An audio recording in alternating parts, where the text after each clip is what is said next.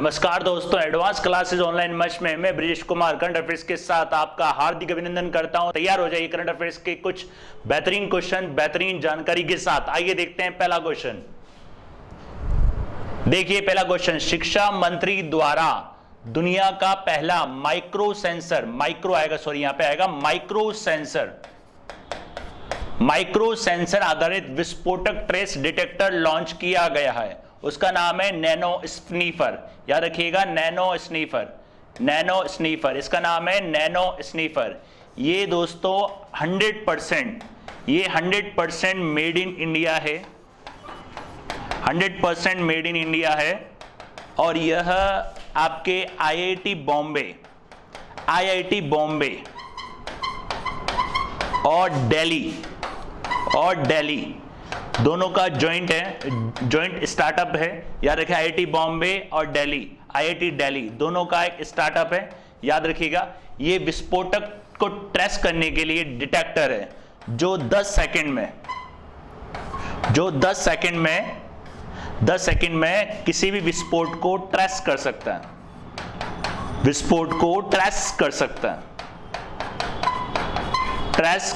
है। और हाल ही में जिसको लॉन्च कराया वो लॉन्च कराया दोस्तों शिक्षा मंत्री ने इसको लॉन्च कराया। शिक्षा मंत्री आपको मालूम है दोस्तों, रमेश पोखरियाल निशंक। याद रखिएगा 100% मेड इन इंडिया का है और 10 सेकंड में किसी भी विस्फोटक को ये ट्रेस कर सकता है। याद रखिएगा किसी विस्फोटक को ट्रेस कर सकता है और 10 सेकंड से भी कम समय में। ठीक है, तो ध्यान रखना है ये एक नैनो स्नीफर टेक्नोलॉजी है। इसको हाल ही में लॉन्च करा है शिक्षा मंत्री ने, दोस्तों शिक्षा मंत्री ने। ये रही आपको याद रखिएगा nano sniffer explosive trace detector. और ये जो तैयार है, जो जॉइंट ऑपरेशन है, ये आईआईटी दिल्ली और आईआईटी बॉम्बे दोनों का जॉइंट है और इसको लॉन्च किया हाल ही में शिक्षा मंत्री। कौन है आपके? रमेश पोखरियाल निशंक ने। राइट, अगला क्वेश्चन देखते हैं दोस्तों। 5 लाख करोड़ रुपए औसत संपत्ति को पार करने वाला भारत का पहला म्यूचुअल फंड हाउस कौन सा है? या उसे दोस्तों state bank of India, SBI, state bank of India. और जो इसका म्यूचुअल फंड हाउस बना था, जो एसबीआई फंड बना था, आप बोल सकते हो एसबीआई जो फंड बना था, ये बना था दोस्तों 1992 में। देखिए म्यूचुअल फंड क्या होता है? एक कंपनी द्वारा म्यूचुअली मतलब 10, 15, 20 लोगों से पैसा कलेक्ट करके एक कंपनी में लगा दिया जाता है, वो कहलाता है म्यूचुअल फंड। मतलब स्टॉक मार्केट में वो पैसा लगा दिया जाता है तो वो कहलाता है म्यूचुअल फंड। याद रखिएगा अभी एसबीआई के म्यूचुअल फंड हाउस के अंदर 35% की वृद्धि हुई है, लगभग ये आपका 35% वृद्धि हुई है इसके म्यूचुअल फंड की राशि में वृद्धि हुई है। लगभग 5,03,000 का इसका म्यूचुअल फंड हो चुका है। 5 लाख करोड़ का इसका म्यूचुअल फंड हो चुका है। भारत का सबसे बड़ा म्यूचुअल फंड हाउस, याद रखिएगा भारत का पहला सबसे बड़ा म्यूचुअल फंड हाउस कौन सा है? State bank of India. ICI के बारे में दोस्तों आपको बताया था, इसकी स्थापना 1994 में, एचडीएफसी की 1994 में और आईडीबीआई की 1964 में, और स्टेट बैंक ऑफ इंडिया की स्थापना दोस्तों हुई थी 1955 में। और स्टेट बैंक ऑफ इंडिया का पुराना नाम था imperial bank of India. Right, imperial bank of India का नाम बदल के बनाया गया था स्टेट बैंक ऑफ इंडिया 1955 में। इसके जो मुख्यालय है वो मुंबई के अंदर है और इसके जो अध्यक्ष हैं वो है दिनेश कुमार खारा। राइट, याद रखिएगा state bank of India, SBI mutual fund, ये है SBI mutual fund, a partner for a life. इसकी एक टैगलाइन भी है, a partner for a life. तो कौन सा है दोस्तों? State bank of India mutual fund. Right, अगला क्वेश्चन देखते हैं। किस भारतीय सेना के अधिकारी ने एकल साइकिलिंग में गिनीज वर्ल्ड रिकॉर्ड बनाया है? इनका नाम है लेफ्टिनेंट कर्नल भरत पन्नू। इन्होंने एकल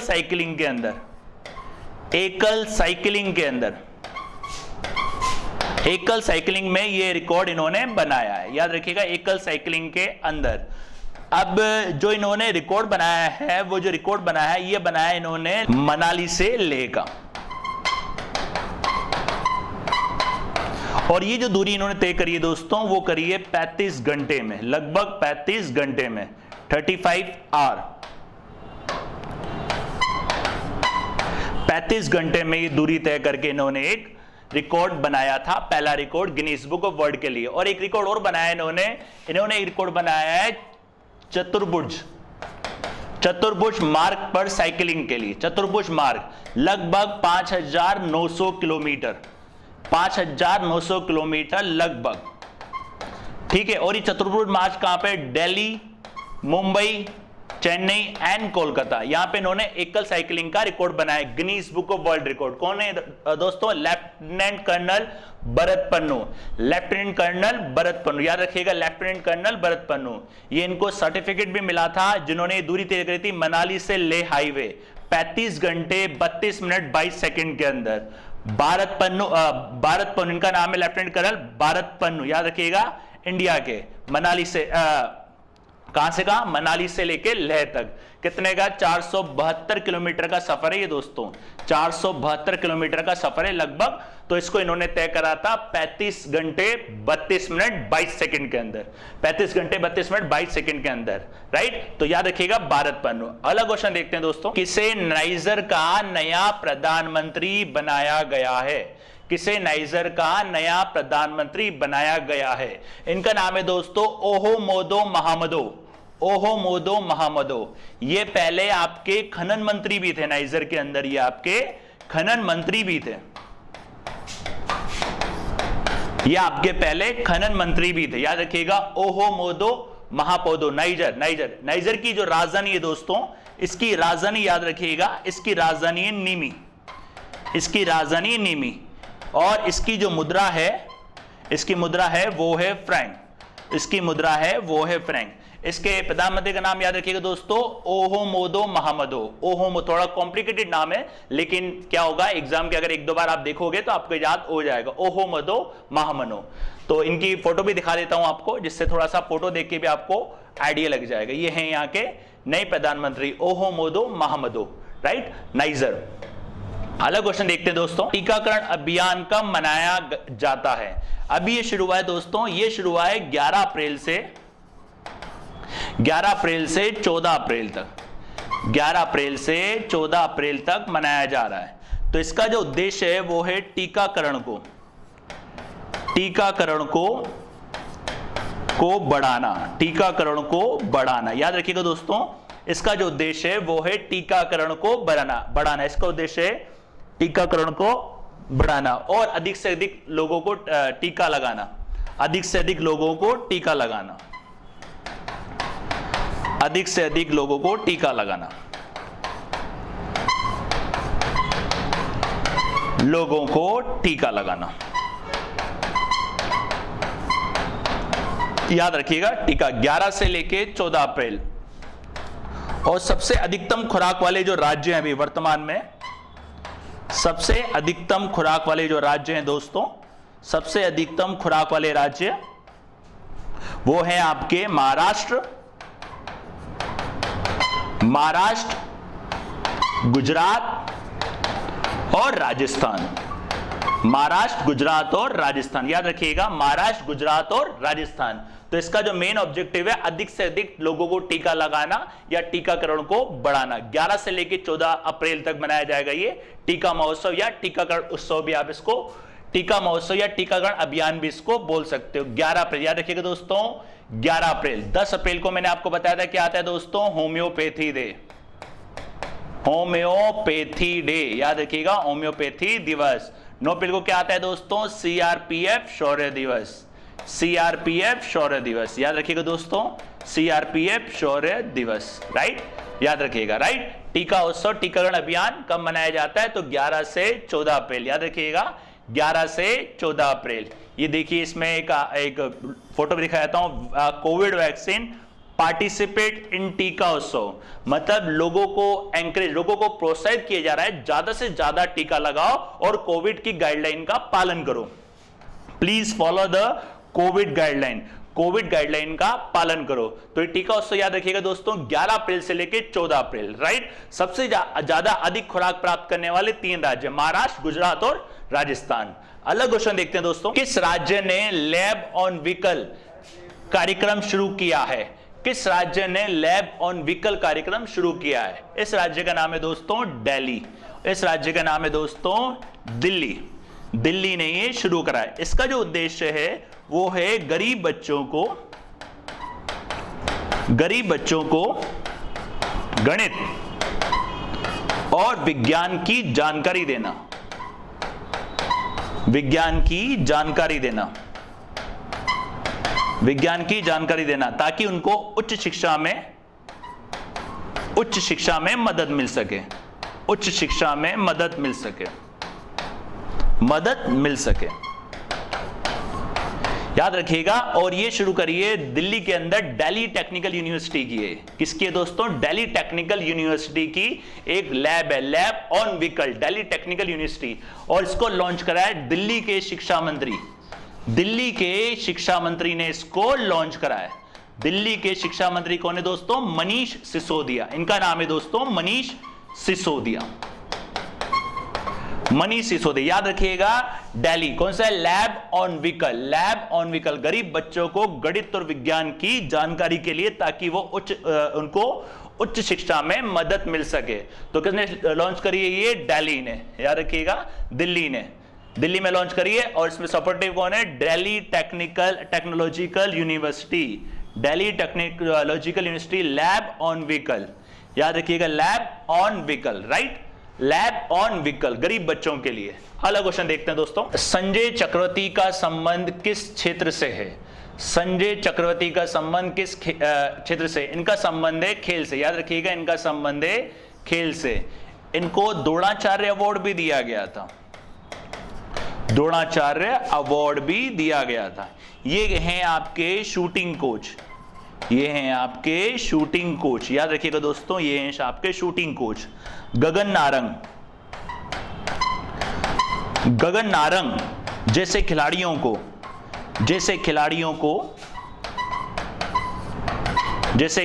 को ओलंपिक के लिए तैयार करने का श्रेय इनको जाता है। तैयार करने का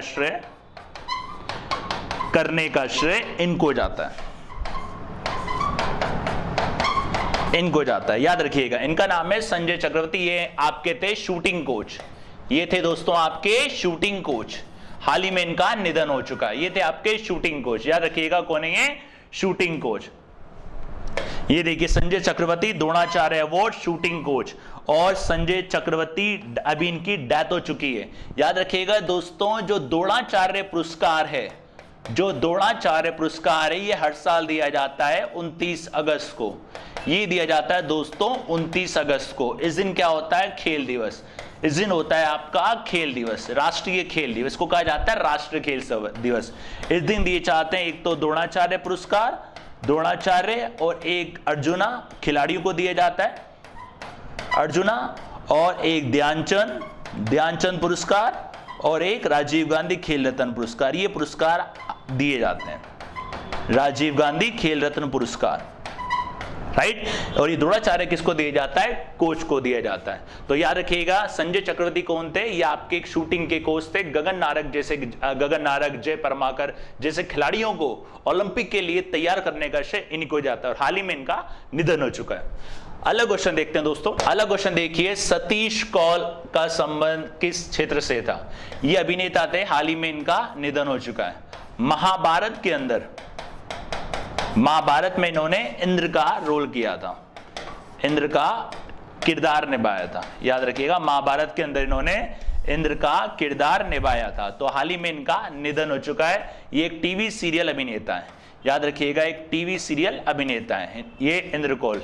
कौन है? टीवी से महाभारत एक्टर सतीश कौल। याद रखें महाभारत एक्टर सतीश कौल। 74 एज थी, हाल ही में इनका निधन हो चुका है, राइट। अगला क्वेश्चन देखते हैं दोस्तों। अगला क्वेश्चन देखिए, विश्व पार्किंसन दिवस कब मनाया जाता है? विश्व पार्किंसन दिवस कब मनाया? ये जब मनाया जाता है दोस्तों 11 अप्रैल को। पार्किंसन दिवस, पार्किंसन दिवस ये जो होता है आपके, ये आपके न्यूरो सिस्टम को प्रभावित करता है। याद रखिएगा दोस्तों, ये जो आपको प्रभावित करता है ये आपके न्यूरो सिस्टम को प्रभावित करता है, मतलब नर्वस सिस्टम को, ये आपके नर्वस सिस्टम को प्रभावित करता है, नर्वस सिस्टम को प्रभावित करता है। ये मनाया जाता है आपका दोस्तों 11 अप्रैल को। इस दिन क्या होता है, इस दिन आपके डॉक्टर जे पार्किंसन का जन्मदिन होता है, डॉक्टर जे पार्किंसन का जन्मदिन होता है, जन्मदिन होता है। याद रखिएगा दोस्तों, पार्किंसन डे कब मनाया जाता है, 11 अप्रैल को। वैसे देखो दोस्तों, जो डेज होते हैं वो काफी सारे होते हैं, कौन कौन से आपको ध्यान रखना है। अगर कोई डे अगर इंपॉर्टेंट होता है, ज्यादा आपको ध्यान रखना है, तो उसके बारे में मैं आपको डिटेल से भी बता दूंगा। और कोई एक ऐसा डे होता है जो जानकारी के लिए जरूरी है, बस उसी को आपको याद रखना है, उसको मैं केवल नॉर्मली आपको बता दूंगा। जैसे कि पार्किंसन डे, तो ये आपको नॉर्मल ऐसे ध्यान रखना है, ये 11 अप्रैल को आता है। याद रखिए दोस्तों, 11 अप्रैल को एक टीका महोत्सव भी शुरू हुआ है, 11 से 14 अप्रैल को। 9 अप्रैल को बताया था आपको सीआरपीएफ का मौर्य